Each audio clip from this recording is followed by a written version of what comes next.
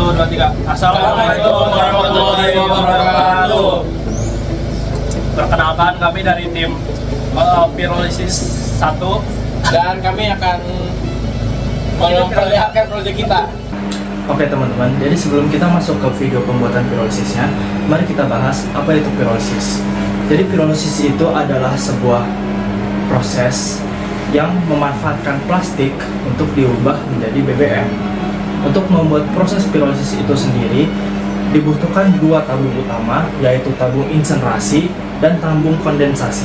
Tabung insenerasi sendiri bertugas untuk membakar plastik-plastik yang telah dicacah, lalu dimasukkan dan dibakar tanpa oksigen.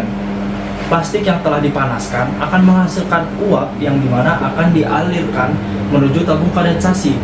Disitulah uap yang memadat akan didinginkan di tabung kondensasi menggunakan cairan seperti air atau ditambah dengan batu es supaya uap tersebut menjadi cairan. Setelahnya, hasil kondensasi dari uap tersebut akan disalurkan ke tabung untuk menampung BBM hasil pirolisis itu sendiri. Baik teman-teman, konfigurasi sistem pirolisis ini sangatlah simpel. Kita akan membuat sebuah sistem pirolisis yang menggunakan satu tabung kondensor dan satu tabung insinerator. Alasan mengapa kita menggunakan satu tabung kondensor dikarenakan kita menggunakan pipa tembaga. Dan seperti yang kita tahu, pipa tembaga itu merupakan pipa yang menghantarkan panas dengan sangat baik. Dan juga kedua tabung ini akan menggunakan kaleng, yang dimana untuk kasus tabung insinerator kita akan menggunakan lem besi untuk menutupnya, juga beberapa aluminium foil sehingga tabung insinerator dapat menahan tekanan yang ada.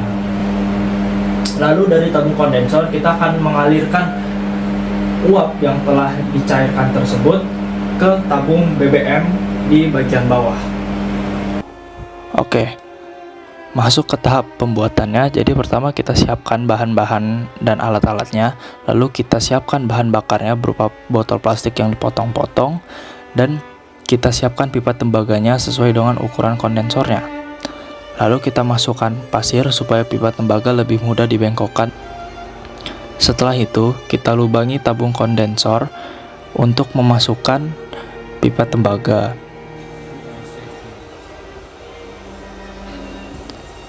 Selain itu, kita juga akan membuat lubang pada tabung insenerasi untuk menyambungkan pipa tembaga ke pipa kondensor sebagai saluran uap.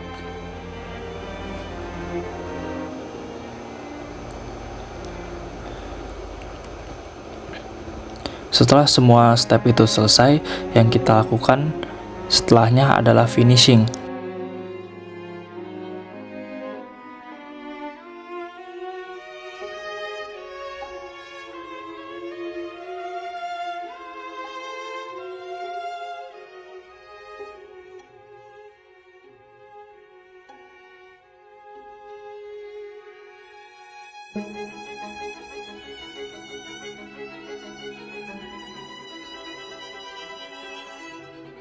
Setelah kita melakukan uji coba pertama kali, hal yang pertama kita lihat yaitu masalah di mana uap dari insinerator tidak mau naik ke kondensor.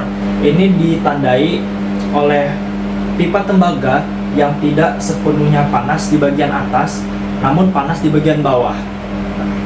Hal ini bisa disebabkan karena saluran uap antara insinerator dan kondensor terlalu tinggi, yang menyebabkan tekanan yang dibutuhkan insinerator untuk menghantarkan uap-uap plastik tersebut semakin tinggi pula. Jadi itu menyebabkan tabung insinerator yang tidak kuat untuk menahan tekanan tersebut, sehingga sebelum uap bisa sampai ke kondensor, tutup dari insinerator lepas terlebih dahulu. Berdasarkan hasil observasi dari konfigurasi 1 yang telah kita coba, kita akhirnya merancang konfigurasi kedua, yaitu tabung kondensor yang sebelumnya kita tempatkan di posisi yang sangat tinggi, kita turunkan sehingga tekanan yang dibutuhkan insinerator untuk menghantarkan uap dari plastik itu tidak terlalu tinggi. Dan setelah kita coba, hasilnya berhasil, dan kita juga menghasilkan beberapa tetes BBM yang berwarna transparan, putih seperti air putih. Akan tetapi beberapa uap tidak mengalami kondensasi sempurna, sehingga beberapa menjadi uap dan beberapa menjadi cair. Pada pembuatan pirolisis kedua, kita memperbaiki pipa tembaga karena sebelumnya bengkokannya tidak mulus dan lain-lain.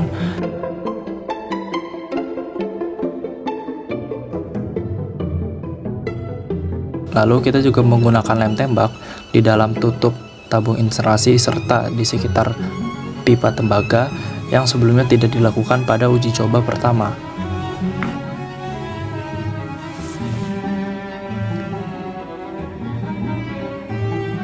Pada uji coba kedua bisa dikatakan berhasil karena terdapat beberapa tetes BBM yang turun dari tabung kondensasi menuju tempat BBM.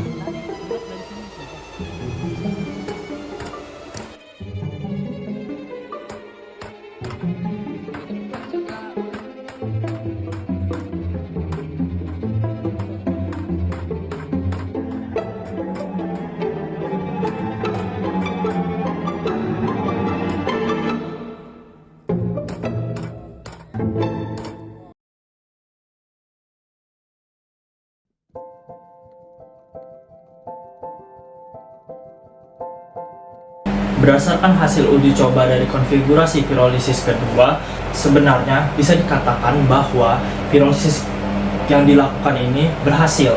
Akan tetapi, BBM yang dihasilkan terlalu sedikit sehingga tidak dapat diuji coba lebih lanjut. Oleh karena itu, untuk memecahkan masalah uap dari plastik yang masih berbentuk uap di tempat BBM, kita dapat memanjangkan pipa tembaga dengan dua cara. Yaitu pertama, kita dapat tetap menggunakan satu kondensor sebagai konfigurasinya, akan tetapi putaran lingkaran pipa tembaga di dalam kondensornya akan diperbanyak.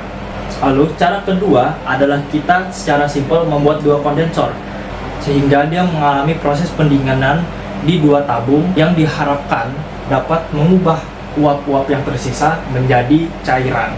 Sekian video dari kelompok kami. Terima kasih sudah mendengarkan. Wassalamualaikum warahmatullahi wabarakatuh.